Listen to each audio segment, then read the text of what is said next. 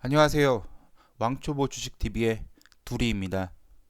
우리 증시가 벼랑 끝에서 반등이 나와 주었습니다. 네, 하지만 이제 미국 증시가 금요일 날 다시 하락을 했고요. 그리고 우리나라 야간 선물도 2.5포인트 이상 크게 하락을 했습니다. 외국인이 3,500억 이상을 매도를 했고요.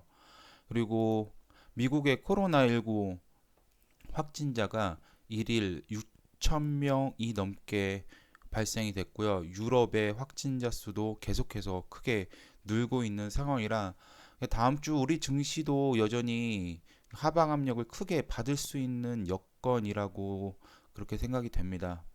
자, 코로나19 감염 확산이 언제까지 이어질지 예측하기 힘들기 때문에 지금 우리 증시의 바닥을 논하기는 여전히 좀 어려울 것 같습니다. 그리고 조금 씁쓸하기는 하지만 지금 신용잔고가 빠르게 소진이 되고 있습니다.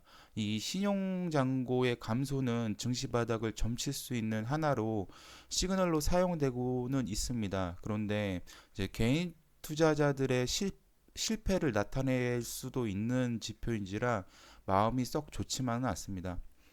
뭐 그래도 언젠가는 꼭 성공할 날이 올 거라고 생각을 하고 일단 오늘 3월 20일 HLB 공매도 잔고 수량 변화 한번 보겠습니다. 일단 코스닥은 반등에 성공을 했습니다. 전날 미 증시가 상승을 하고 미 선물도 안전하지는 않았지만 그래도 상승 흐름을 좀 보여줬기 때문에 갭상승 출발해서 종가 고가로 마감이 됐습니다. 이날 개인들이 또 2천억 넘게 매도를 했고요. 저가 매수세로 외국인과 기관이 매수 우위에 있는 걸 볼 수가 있습니다. HLB 종가는 8만 5천 원이었고요. 5.2포인트 상승해서 마감이 됐습니다.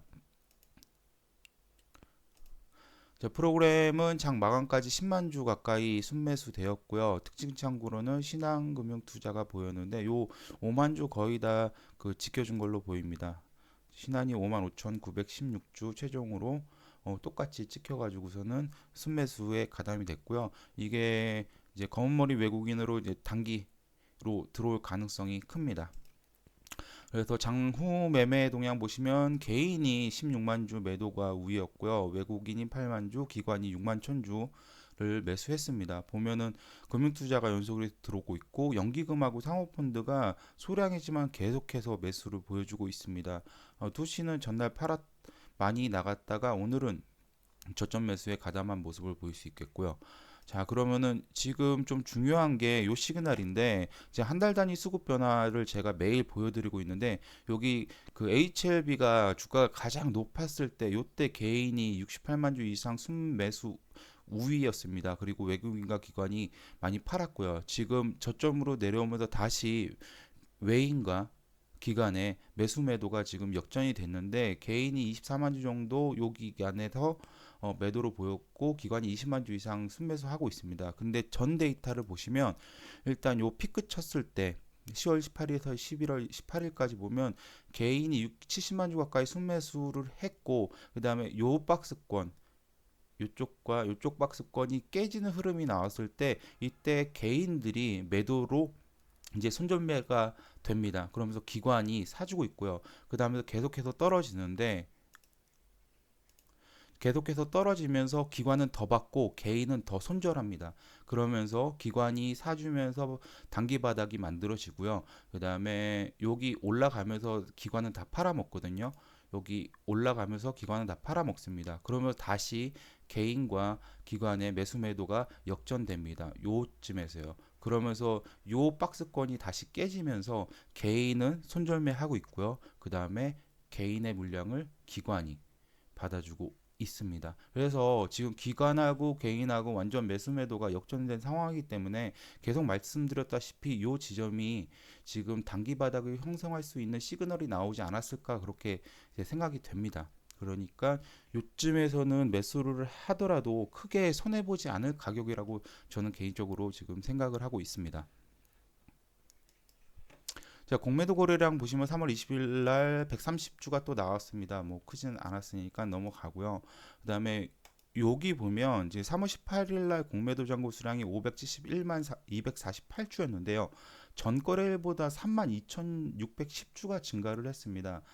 요 자리에서죠. 근데 보면 3월 18일 날 공매도 증감을 보면 3월 17일 전날 공매도가 523만 8,638주였고요. 18일 날 공매도는 공식적으로 0이었습니다. 그랬으면은 두 개 합쳐진 게 전 17일 공매도 잔고 수량이어야 되는데, 그래서 18일 날 공매도 잔고 수량이 늘어나지 않아야 정상이라고 저는 생각을 하는데 3만 2천 주가 증가를 했습니다. 이제 공매도가 쳐져야 0.01% 이하였던 공매도 잔고 수량이 늘어나면서 여기 포함이 될 거라고 지금까지는 생각을 하고 있었는데, 지금 이 예외의 상황이 발생된 상황이고요. 저는 지금은 정확하게 이게 왜 32,000주가 늘었는지는 잘 모르겠습니다. 어쨌든 오늘 이런 지표가 나왔다는 걸 말씀드리고, 이제 저도 이제 알고 있고, 이제 왜 그런지는 이제 조금 더 고민을 해봐야 될 것 같습니다. 자, 그리고 지금 코로나 이슈가 계속되고 있는 가운데 HLB가 아직까지 코로나19 테마주에 편성되지는 않았습니다. 17일 날 이뮤노믹 관련 뉴스가 나오면서 한 차례 슈팅이 발생되긴 했지만 뭐 큰 이슈를 끌고 오진 않았는데요. 큰 상승을 끌고 오진 않았는데요. 앞으로 HLB의 자회사인 이뮤노믹이 이 백신이나 치료제를 개발을 했거나 아니면 다른 회사들에서 백신이나 치료제가 나오게 되면 혹시라도 코로나19 테마주로 편입돼서 상승할 가능성이 좀 있지 않을까 그렇게 생각은 하는데, 이거는 뭐 제 개인적인 추측입니다.